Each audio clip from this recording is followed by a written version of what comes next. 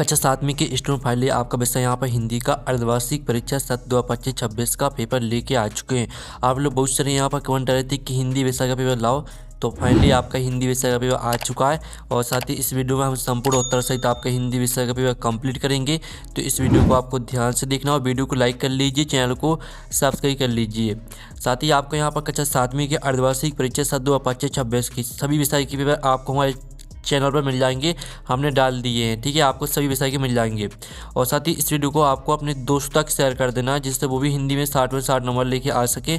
और साथ ही आपको बता दें, जो आपके यहाँ पर पेपर दिया गया है, ठीक है, हिंदी विषय का, और इसमें जो आपके प्रश्न दिए गए हैं, इन प्रश्नों को उत्तर आपको लिखने पड़ते हैं उत्तर पुस्तिका में। जब आप यहाँ पेपर देने जाएंगे तो आपको उत्तर पुस्तिका मिलेगी इस तरह की। ठीक है, इस तरह की आपको उत्तर पुस्तिका मिलेगी, जिसमें आपको यहाँ पर कक्षा, विषय, दिनांक, विद्यार्थी का नाम, पिता का नाम, और ठीक है, समग्र आईडी, अनुक्रमांक यानी रोल नंबर, आपको सब कुछ भरना पड़ेगा। और जो आपकी उत्तर पुस्तिका है, इस उत्तर पुस्तिका में ही आपको उत्तर लिखने पड़ेंगे।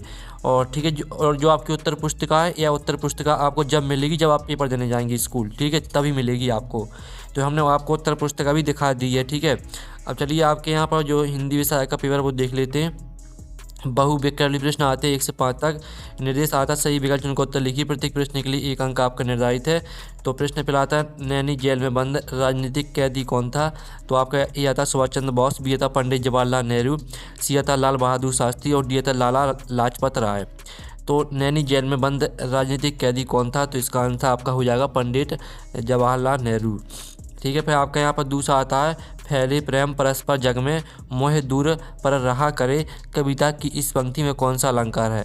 तो आपका या तो उपमा, बी आता यमक, सी आता अनुप्रयास, और डी आता श्लेष। तो इसका राइट आंसर आपका हो जाएगा अनुप्रयास। फिर आपका यहाँ पर तीसरा आता, डॉक्टर अब्दुल कलाम का निधन कब हुआ? तो आपके आता 27 जुलाई 2015, बी आता 28 जुलाई 2015, सी आता 29 जुलाई 2015, और डी आता 30 जुलाई 2016। तो डॉक्टर अब्दुल कलाम का निधन कब हुआ? तो यहाँ पर डॉक्टर अब्दुल कलाम का जो निधन हुआ 27 जुलाई 2015, ये राइट आंसर रहेगा तीसरे का। ठीक है, फिर आपका चौथा आता, सुभाष चंद्र बोस ने अपने पत्र में मांडले जेल को क्या माना? तो आपका यह था तीर्थ स्थल, बी आता यातना स्थल, और सी आता प्रेरणादायक स्थान, और डी आता इनमें से कोई नहीं। तो यहाँ पर जो चौथा आपका प्रश्न दिया गया, सुभाष चंद्र बोस ने अपने पत्र में मांडले जेल को क्या माना? तो इसका आंसर आपका रहेगा तीर्थ स्थल। और जो आपका पांचवा आता, निम्नलिखित में से अव्ययभाव समास का उदाहरण कौन सा है? तो आपका ये आता यथाशक्ति, बी आता घनश्याम, सी आता पंचवटी, और डी आता पीताम्बर। तो निम्नलिखित में से अव्ययभाव समास का उदाहरण कौन सा है? तो इसका आंसर आपका यथाशक्ति हो जाएगा। तो इस तरह से जो आपके प्रश्न 1 से लेकर 5 तक दिए गए थे बहुविकल्पीय प्रश्न, वो कंप्लीट हो जाते हैं, आपने अच्छे से याद कर लिए होंगे। अब चलिए देख लेते हैं रिक्त स्थान प्रश्न क्रमांक 6 से 10 तक। निर्देश आता है, नीचे दिए गए रिक्त स्थानों की पूर्ति कीजिए। प्रत्येक प्रश्न के लिए आपका 1 अंक यहाँ पर निर्धारित है। ठीक है, तो आपका यहाँ पर 6 माता अहिंसा, शस्त्र, अस्तेय, ब्रह्मचर्य और अपरिग्रह को नोट कहा गया है। तो यहाँ पर ठीक है, पंच महाव्रत कहा गया है, पंच महाव्रत। ठीक है, पंच महाव्रत कहा गया है। 7 माता बुंदेली के पितृपुरुष है। तो यहाँ पर बुंदेली के पितृपुरुष आपकी ईश्वरी है, ईश्वरी। ठीक है, ईश्वरी आपका यहाँ पर राइट आंसर हो जाएगा। 8वां आता, जिसमें पहला पद विशेषण तथा दूसरा पद विशेष होता है, उसे कर्मधारय समास कहते हैं। ठीक, कर्मधारय आपका यहाँ पर राइट आंसर हो जाएगा। और जो 9वां आता है, कहो कहो यही रिश्क के मारे हो नहीं जात। तो इसका आंसर आपका रहेगा, ठीक है, कहो कहो यही रिश्क के मारे बालक हो नहीं जात। तो इसका आंसर आपका बालक या शुक्र लिख सकते हैं। ठीक है, तो आपका इसका उत्तर बालक हो जाएगा। और जो आपका आता हाथ शब्द का तत्सम रूप हस्त हो जाएगा। ठीक है, हाथ शब्द का तत्सम रूप आपका हस्त होता है। तो जो आपके रेगिस्तान वो भी कंप्लीट हो जाते हैं। पहले का आंसर पंच महाव्रत, दूसरे का आंसर ईश्वरी, और आपका 8वें का आंसर रहेगा कर्मधारय। जो 9वां रिक्त स्थान है, इसका आंसर आपका बालक हो जाएगा। 10वें रिक्त स्थान का आंसर आपका हस्त हो जाएगा। अब आते हैं अति लघुत्तरीय प्रश्न 11 से 16 तक। ठीक है, तो 11वां आता है, वैदिक मंत्र सर्वे भवन्तु सुखिनः का अर्थ क्या है? तो चलिए जो इसका उत्तर है वो हमें यहाँ पर देख लेते हैं। तो आप लोग वीडियो को लाइक ज़रूर कर लीजिए, चैनल को भी सब्सक्राइब कर लीजिए, ठीक है। और साथ ही इस वीडियो को आपको अपने दोस्तों तक जरूर शेयर कर देना है। तो 11वें प्रश्न का आंसर रहेगा, इस मंत्र का अर्थ है सभी सुखी हों, सभी सुखी हों, ठीक है। इस तरह से आपका इसका अर्थ रहेगा।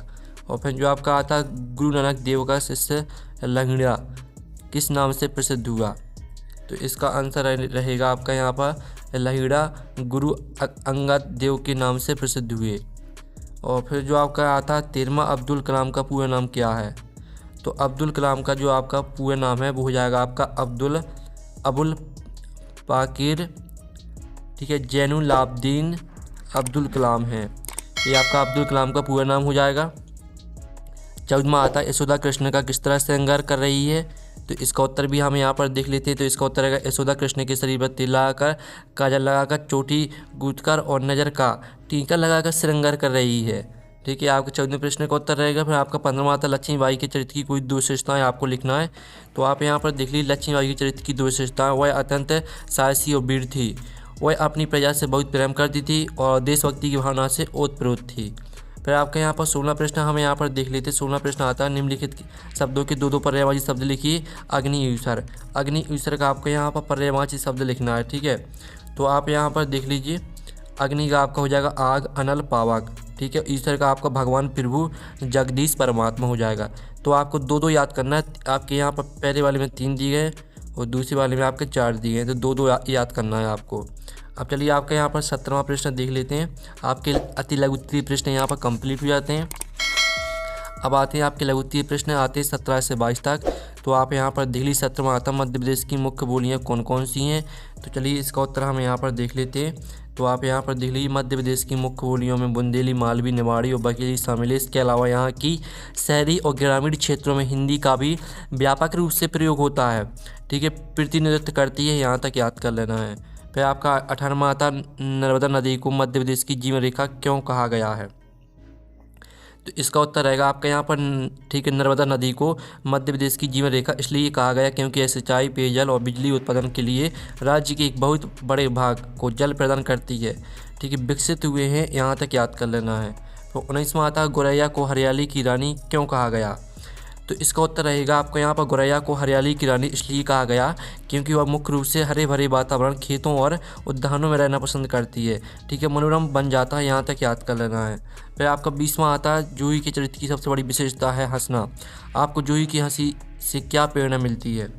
तो आप यहाँ पर देख लीजिए, आपका 20वें प्रश्न का उत्तर रहेगा। तो इसका उत्तर आप यहाँ पर स्क्रीनशॉट ले लीजिए। फिर 21वां प्रश्न आता, अपने विद्यालय के प्रधान अध्यापक को अवकाश के लिए प्रार्थना पत्र आपको लिखना है। तो इस तरह से लिखना है आपको प्रार्थना पत्र, आप इसका स्क्रीनशॉट ले लीजिए। सेवा में श्रीमान प्रधान अध्यापक महोदय, ठीक है, विद्यालय का नाम आपको अपना डाल देना, शहर का नाम भी आपको अपना डाल देना है, विषय 3 दिन के अवकाश हेतु प्रार्थना पत्र पूरा याद कर लेना है। फिर आपका यहाँ पर आता है एक 22वां प्रश्न, योग शिक्षा के मुख्य उद्देश्य को लिखिए। तो योग शिक्षा के मुख्य उद्देश्य को आपको यहाँ पर लिखना है। तो योग शिक्षा के मुख्य उद्देश्य आपके दिए, शारीरिक स्वास्थ्य, मानसिक शांति, नैतिक और आत्मिक विकास, ठीक है। इस तरह तीनों हेडिंग को पूरा याद कर लेना है। लघु उत्तरीय प्रश्न भी आपके यहाँ पर कंप्लीट हो जाते हैं। अब आते हैं दीर्घ उत्तरीय प्रश्न 23 से 26 तक। 23वां आता, चंद्रगुप्त विक्रमादित्य इतिहास में क्यों अमर है? तो इसका उत्तर भी आप यहाँ पर देख लीजिए, आपका 23वें प्रश्न का उत्तर रहेगा। तो आप यहाँ पर देख लीजिए, चंद्रगुप्त विक्रमादित्य इतिहास में अपनी साम्राज्य विस्तार, कुशल शासन व्यवस्था और कला व संस्कृति के संरक्षण के लिए अमर हैं, ठीक है। आपको 4 पॉइंट दिए हैं, चारों पॉइंटों को भी याद कर लेना है। फिर आपका 24वां आता, निम्नलिखित पंक्तियों का भावार्थ लिखना है। आपको जो का और खा, जो आपकी यहाँ पर 2 पंक्ति दी गई हैं, इनके लिखने हैं आपको भावार्थ, यानी अर्थ लिखना है। तो ये आपका यहाँ पर दोनों के अर्थ दिए गए हैं, तो आप स्क्रीनशॉट ले लीजिए। फिर आपका 25वां आता है, जिसमें आपको किसी एक विषय पर आपको निबंध लिखना है। बाल दिवस, वृक्षारोपण, मेरा प्रिय खेल। तो चलिए हम यहाँ पर वृक्षारोपण पर आपका यहाँ पर निबंध देख लेते हैं। ये आपके पहले तो हेडिंग हो जाएगी प्रस्तावना, फिर आपकी यहाँ पर हो जाएगी वृक्षों का महत्व, ठीक है, और फिर आपकी हो जाएगी वृक्षारोपण की आवश्यकता है, तो इसको पूरा याद कर लेना है, और उपसंहार, ठीक है। इस तरह से आपकी 4 हेडिंग आपको याद करनी है।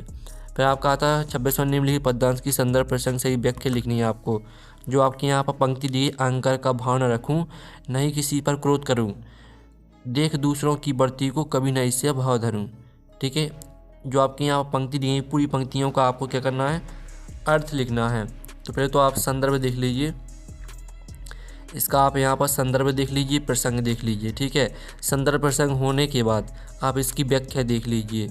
इस तरह से आपका 26वें प्रश्न का उत्तर कंप्लीट हो जाता है। और साथ ही आपको यहाँ पर कक्षा 7वीं के ठीक है अर्धवार्षिक परीक्षा 2025-26 की सभी विषय के पेपर आपको हमारे चैनल पर मिल जाएंगे, हमने अपलोड कर दिए हैं। ठीक है, तो हम नेक्स्ट वीडियो में मिलते हैं। Thanks for watching.